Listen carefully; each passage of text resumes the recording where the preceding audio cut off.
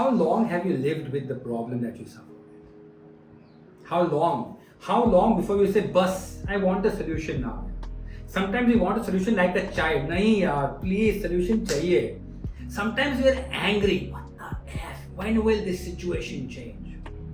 I love water. I love being in the water. I loved sitting and just enjoying, being surrounded by water. Irony is, I live by the sea in Bombay.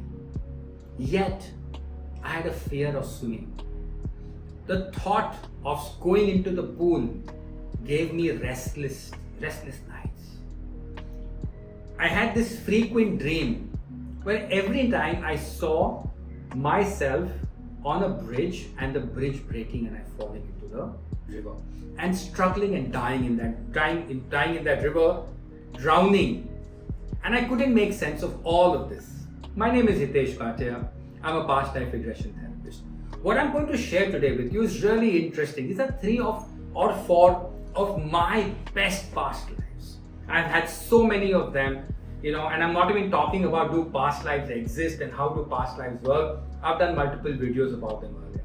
What I'm going to talk to you today is about my own issues in my life that I resolved using past life regression therapy.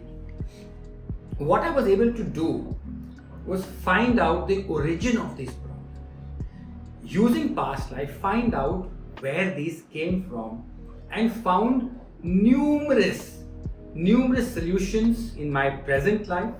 I also found that when I accessed these past memories, it gave me a sense of relief. After I explored them, problems that I thought were problems didn't exist for me anymore. I'll start with specifically around water. What happened was, I was always afraid of water. In this present life as a child, I had seen a couple of people fall into the water. Why? I had gone to Elephanta caves and I saw someone fall into the water. And I thought that my fear came from there. And of course, I live by the sea in Bombay. And we've seen numerous instances as children where dead bodies have washed ashore. We would see cops and fire brigades. And I wonder, why does all of this happen in my space? I just want to swim. Does my fear come from seeing that person drown? When I went for a past life regression therapy, I found not 1, not 2, but more than 1 incidences where I had died or where I had blamed water for my death. I remember close to 6 past lives where water was one of the main elements around my death. I'll share 2 or 3 with you today. One was the shortest past life. This I didn't go for a session, but this came about when I was learning. As part of our learning, we also do a lot of exploratory work. Our teachers take us to shortest past life, karmic past life, dharmic past life, most impactful past lives. My shortest past life was somewhere in the southeast of Asia. I'm presuming now it could be Korea or Taiwan, but I'm not absolutely sure. I was a baby, probably 6-7 months old in my parents' arms, and I was on the bridge and the bridge collapsed. The bridge collapsed, we all sunk into the river and we drowned. The trigger for this life interestingly happened with the day I became a father. When I became a father, I was scared of losing my child. And as a child, I had lost my life. Though it was a very short life, but my dying thoughts in that life was, oh my God, water will kill you. And that triggered when I got the fear of losing my daughter. That was one of the shortest past lives with water. The second was a slightly longer past life. I didn't die at 6 months, but I died at a young age of almost 18, 19. I was an orphan child and I didn't know what to do. And as an orphan, you typically are just roaming around the streets. Till I got picked up by a group of pirates. The pirates took me as part of a helper on the ship. My job was to watch the ship. And pirates, as I'm sure you know with the movies you've seen, aren't the sweetest of the lot. You have to fight for survival. And I did fight. I always fought. They would come, they would kick me, punch me, because I was among the lowest of the people. Cleaning the ship, sweeping, cleaning the washrooms and all of that. I did all of that. Till one day I got into a fight with one of them and I said, I refuse to take this away. I refused to be treated like this. And I was, of course, getting stronger and growing with age. 4 or 5 of the big, bulky pirates caught me, and just for fun to take revenge, they tied a big, heavy stone around my feet and threw me in the river because they didn't want me anymore. They thought I was threatening their existence. I died by drowning. Very painful death because you're choked. I can feel sometimes when I talk about it, I also cough. I have dealt with a lot in that life. I died with drowning in water. Again, water is bad. The real solution to water and the real change in my life came when I explored the third past life.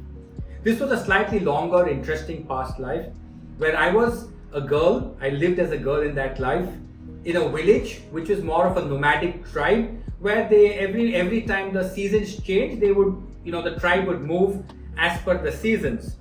I was the daughter of the medicine man of that village, who basically people went to when they were unwell, like the Vaid or the shaman that in Ayurveda you would call him Vaid, and in the English culture they call them shamans. What I found was I loved painting. I was a gifted artist in that. I would sit by the riverbed, take natural dyes and paint on flat stones. These flat stones were given as gifts by my father to people in the village or wherever the tribe went. If they found people, he was so proud of my artistic skills of painting. Interestingly, I discovered this life when I was working to find out why I am not creative in this life. It didn't come up when I worked on the fear of water, but it came up when I worked on why I hate painting in this life. I'm not creative at all in this life. Creative specifically to drawing or to coloring. I'm creative more on my ways with food as I'm a chef. I found out that in that life, while I was painting, I would paint by the riverbed because I would love the sound of water flowing and it would inspire me in nature. While I was painting, a young lad, a young boy from another tribe, another village came down by the boat and our eyes met and it was immediate love. That love blossomed. He would come often to see me. I would wait for him to come. I would paint beautiful paintings for him. One day, we consummated our love, which was against the rules of the tribe. For a girl to consummate her love without the parents' approval wasn't allowed. Before marriage wasn't allowed. We consummated our love. And I came and told my parents, I have found the man who I want to marry. My parents were pissed. The whole village was pissed. The tribe was so angry that I had to be punished. Much against my father and mother's wishes, my knees were broken.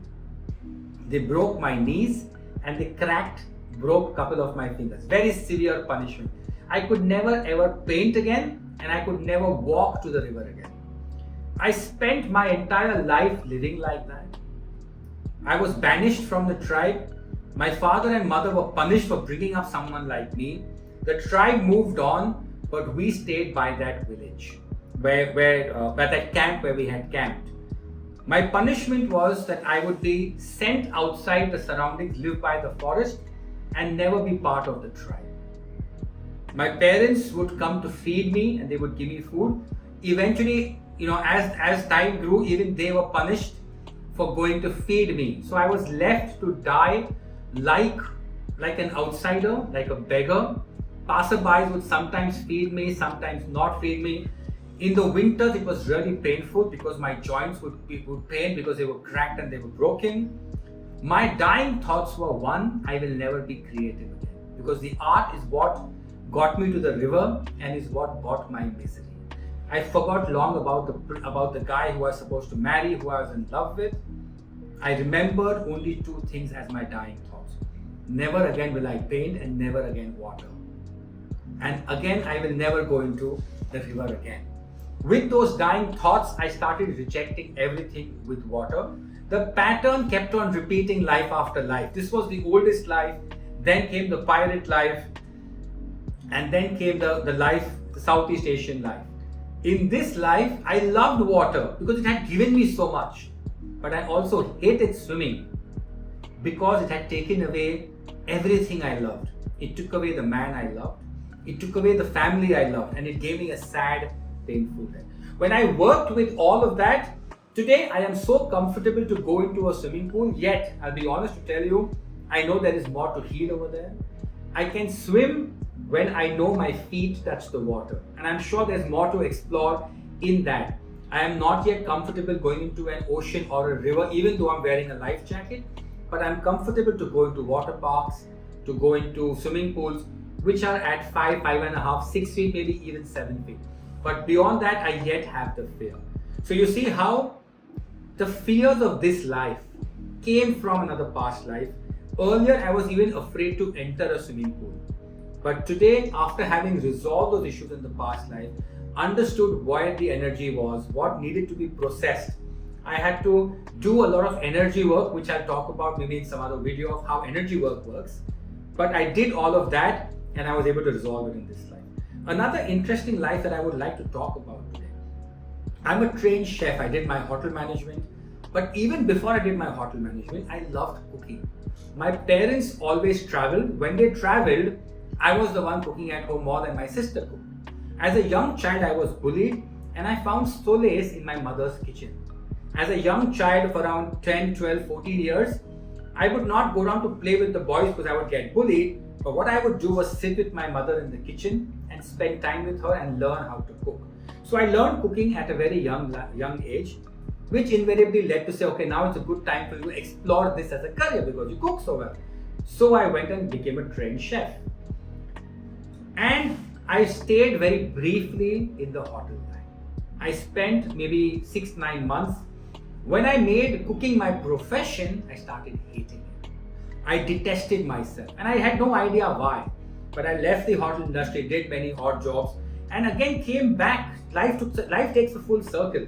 It is often said, what you resist persists. What you avoid will always come back to you.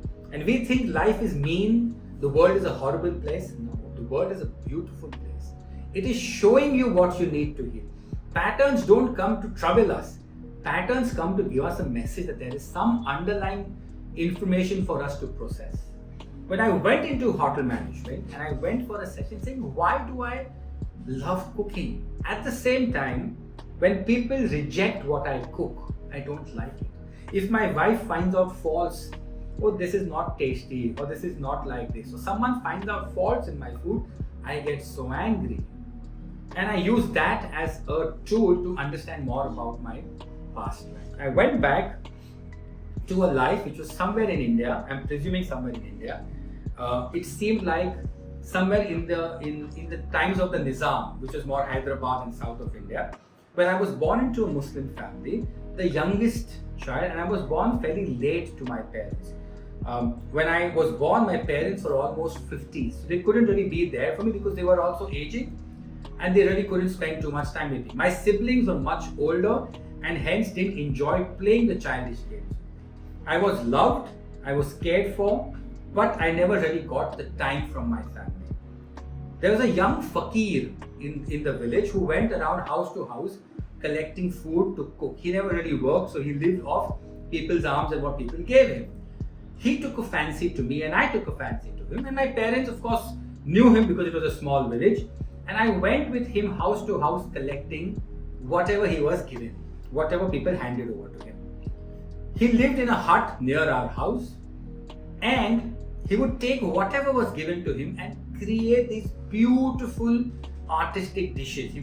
Someone would give him meat, someone would give him vegetables, he would combine them and come up with these fancy concoctions.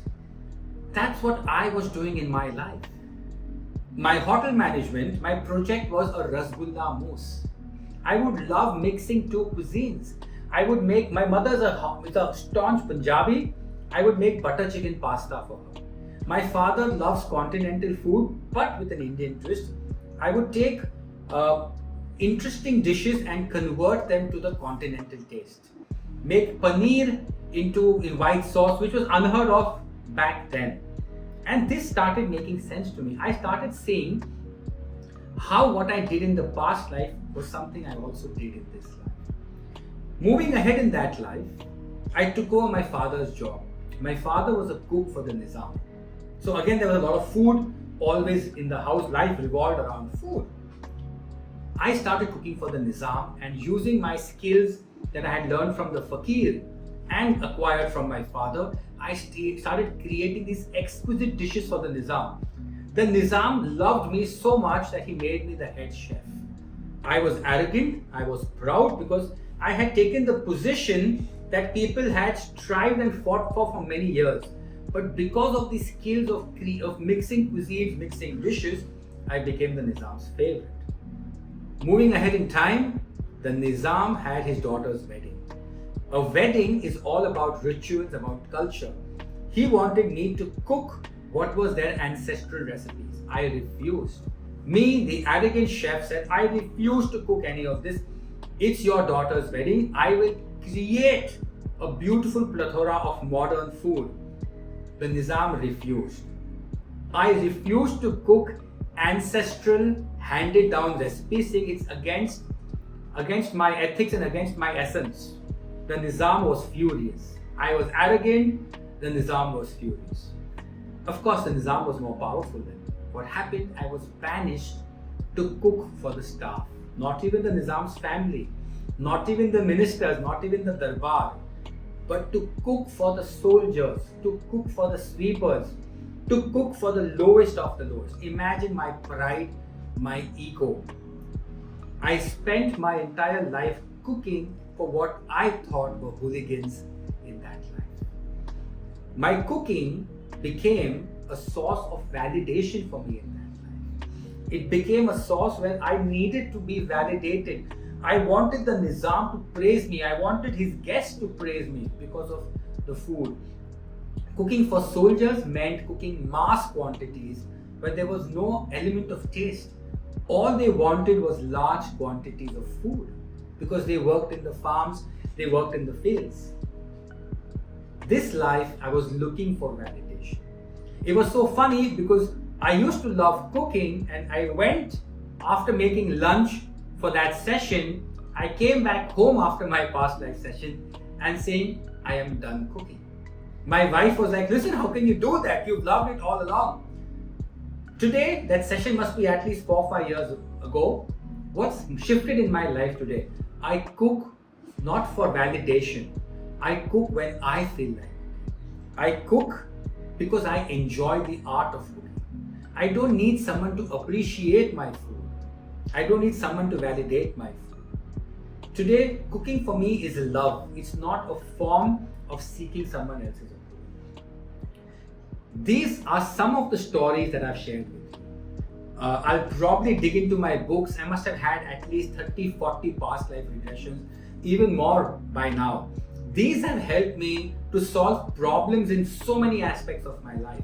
I solved relationship issues with my sister, with my mother, with my father, with my wife. We live in a beautiful family right now.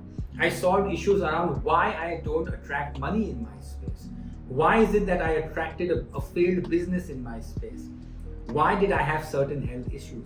Why was I 108 kilos at a young age of 29? I found so many answers in all aspects of my life to make life live so beautifully. And I hope I can share more stories of mine, as well as clients that I have worked with, as well as stories that I have heard in our community. I will also have another video where I will share with you certain books that you would love to read. Books that have stories of transformation of past life, and books where you can learn to understand more how therapy in past life works. Comment more about if you had a past life that you have experienced, please share it with us in the comments below, or at the same time, talk to me about what more you would like to hear about past lives or about any other modalities. Thank you so much for watching. Goodbye and have a great day ahead.